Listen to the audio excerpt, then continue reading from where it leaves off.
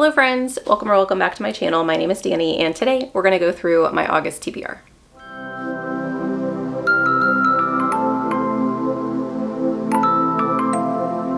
Per usual, I have 10 books for you guys today. 5 of them are buddy reads and 5 are just other planned reads. I also have 4 hopefuls that I'm going to mention to you guys if time allows for me to pick up in the month of August. We will start with my buddy reads. The first buddy read I have is going to be Summer Suns, and this is going to be with Ro. I don't know a ton about this book. It was on my TBR because I absolutely love the cover. I know that it has something to do with 2 boys who I believe are maybe college age, and one of them is in college, the other one is back home or away somewhere, and the one that was at college I think dies. There are kind of suspicious circumstances surrounding his death, and so his friend ends up coming to college to try and figure out what happens to him. That's kind of all I know. So we'll see. I think it's YA, and so this is one that I'm a little nervous about just because it's YA, but other than that, I think it sounds fantastic. I think the cover is fantastic, and so I hope that I love it. Next, we have Sunbringer. I will be reading this with Leandra. This is the second book in the God Killer series. I don't know if that's actually the series title, but the first book is called God Killer. I read God Killer, I think a couple of months ago, or maybe it was at the beginning of last month. It's been recently, and I did really enjoy it. There's not a lot I could tell you because of the fact that this is the second in a series. God Killer, you follow a God Killer. So in this world, there are a whole bunch of gods. There is this mistrust between humans and gods for reasons that you learn throughout the book. And one of the main characters that you follow is a person who has had something traumatic happen in her past, and she has become a person that will seek out these gods and kill them. Another character that you follow within the book is a young girl who has had a god attach itself to her, and she doesn't know why or how, because it's not something that normally happens. It is something that would be considered illegal and the god would be killed, and she's trying to just separate herself so they can go their different ways. And so you follow both storylines.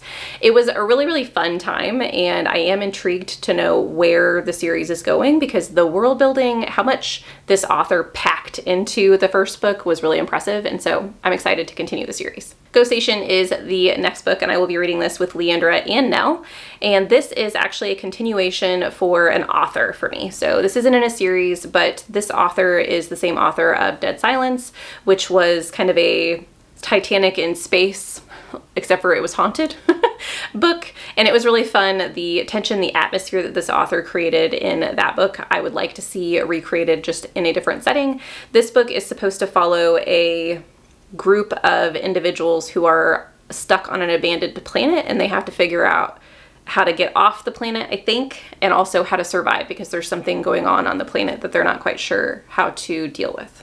Next, I have a novel love story, which I am reading with Laura, and I've read from Ashley Poston before, which is one of the reasons that I'm picking up a romance book again. I know I read a romance book last month, and I'm reading another one this month, but this book really fascinates me with the premise. So we have a person who is traveling for some reason. I can't remember exactly why she's traveling across country, but she ends up running into a town that is the exact replica of a town that she has read in a previous romance book.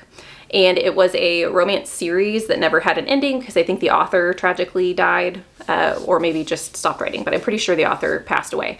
And so she ends up in this town. It's exactly like the one in the book, and she thinks that it's her job to find a happy ending for this town because it seems a little frozen in time.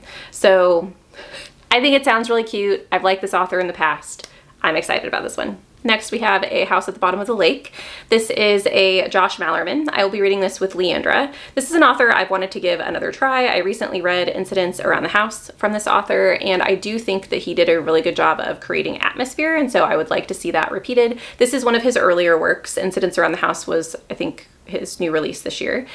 And this book, the only thing I know about it, because it's very short, so I didn't want to read too much into it because I don't want to spoil myself or anything, is that there are, I think, 2 teenagers who find a house at the bottom of the lake and they decide to go exploring and bad things happen. So I don't know. I really, like I said, I liked the atmosphere that Malerman created in Incidents Around the House. The ending was just a little not there for me, and so I'm hoping that maybe this book can have both. Now on to just my regular planned reads for the month of August. The first I am so excited about, and I have been like dreaming about this book, and I was so excited to see it come out on Libby, and that is the Stardust Grail. So this is a sci-fi book that features a universe where we have an art thief, and she specifically goes to different places in the universe and steals alien artwork to give back to the original alien cultures and civilizations. And I just find that aspect really fascinating. It's the only thing I really know about it, and the premise just has been ingrained in my head as something I want to read. So hopefully this one's a win. Next, we have Bloody Rose. So I am getting a physical TBR book off of my TBR, hopefully in August. This is the second book in the Kings of the Wild series, which is this book up here. It's a book I gave 5 stars earlier this year, and I just absolutely had a fun time with it. So I can't wait to be back in the world. The world follows bands of mercenaries who hunt monsters in this world. And so I don't know if this is going to follow the same timeline as the original, or if this follows a completely different timeline, because the original follows a band 20 years after their prime. So I do wonder if we're going to see some of the other bands, like Bloody Rose was mentioned in the original book, if this is going to be prior to the 20 years that we got to see or not. So we'll find out. The next book is Chlorine, and I actually haven't heard very many people talk about this book. I saw this over on Mary's channel, and it just sounded fascinating to me. Every time it pops up, I absolutely love the cover too, and so I'm just drawn to it.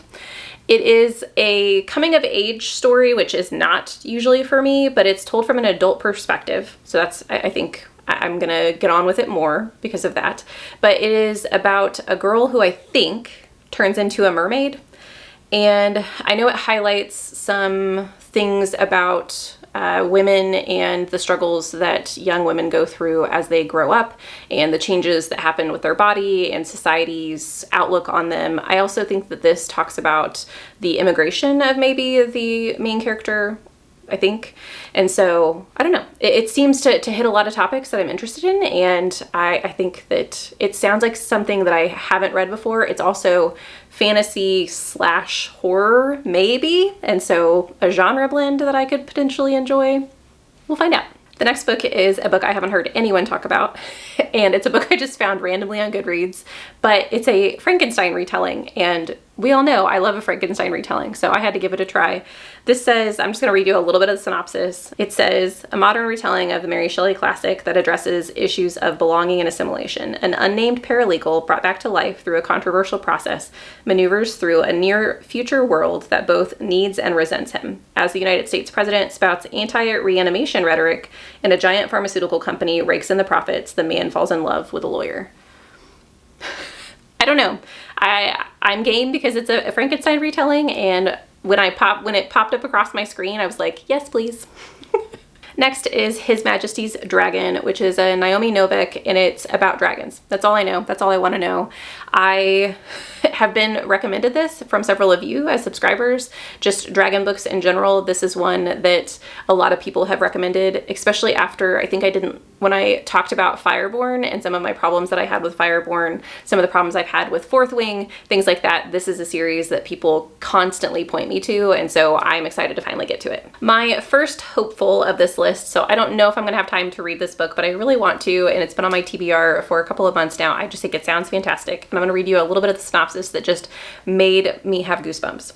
So this says, once she has her grip on you, she'll never let you go. At 4 months old, Olivia was almost murdered. Driven by haunting visions, her mother became obsessed with the idea that Olivia was a changeling, and that the only way to get her real baby back was to trade with the dead woman living at the bottom of the well. Now Olivia is ready to give birth to a daughter of her own, and for the first time, she hears the women whispering. Yes, please. I think this is going to be great. I'm hoping that I can get through a couple of like my horror TBR books prior to spooky season, so I can give you guys some recommendations on the ones that just really hit the nail on the head, and I'm hoping that this one is one of them. The next hopeful is a Cosmology of Monsters. This was another one on that horror TBR, and this one features a family that can see monsters, and all of them react differently. So some of them choose to ignore the monsters, some of them make shrines to the monsters, some of them choose to interact with the monsters just in secret, and then there is one person, I don't know who it is, decides to let them in. I don't know what that means, but I am excited to find out. The next book is a hopeful, but I am currently reading it. The reason it's hopeful is because I don't know if I will finish it in this month because it is a Kindle read. And for me, Kindle reads mean I'm reading them right before bed. So depending on how much time I have before my body shuts down and goes to sleep, I may or may not read a ton of this month. And that is Miss Percy's Guide to Feeding and Care of British Dragons, I think is what the title is. This is just another dragon book, if you sense a theme. And yeah, that's really all I know about it. I'm hoping that it's a cozy read about dragons. I am almost at the end of the Memoirs of Lady Trent series, which is a cozy dragon read for me. Not necessarily the dragons are cozy, but the books are cozy. And so maybe this, because I think this is a series, will kind of take the place of that series after I have completed it in like my cozy dragon series, but we'll find out. The last one is really like a bottom priority for me, but I keep seeing everyone talk about it and I just want to know, is it my taste? Am I gonna like it? Am I gonna hate it? And that's When the Moon Hatched. This is a fantasy romance. It does feature dragons, and I've heard people say that this is better than Fourth Wing. I've had people compare it to Fourth Wing. We all know I did enjoy Fourth Wing. I thought it was fun. I didn't think that it was the best book in the world by any means, but I had a good time with it. Iron Flame was a little bit of a letdown for me, but I am willing to continue trying books in that vein because I do think I can have fun with them. So I hope that this is one that doesn't disappoint. Those are the 10 planned reads and 4 hopefuls that I have for this month. I really hope to get to these all. I also have some other books on the docket that I didn't want to talk about here because of secret projects and things, but so lots of reading plans in August. We'll see how much I get through. Do you have any books that you are really excited to get to this month? Let me know in the comments down below. I would love to chat with you guys about your current reads and your anticipated reads for the month of August. Thank you so much for watching this video. I hope you have a lovely evening and I'll see you in the next one. Bye.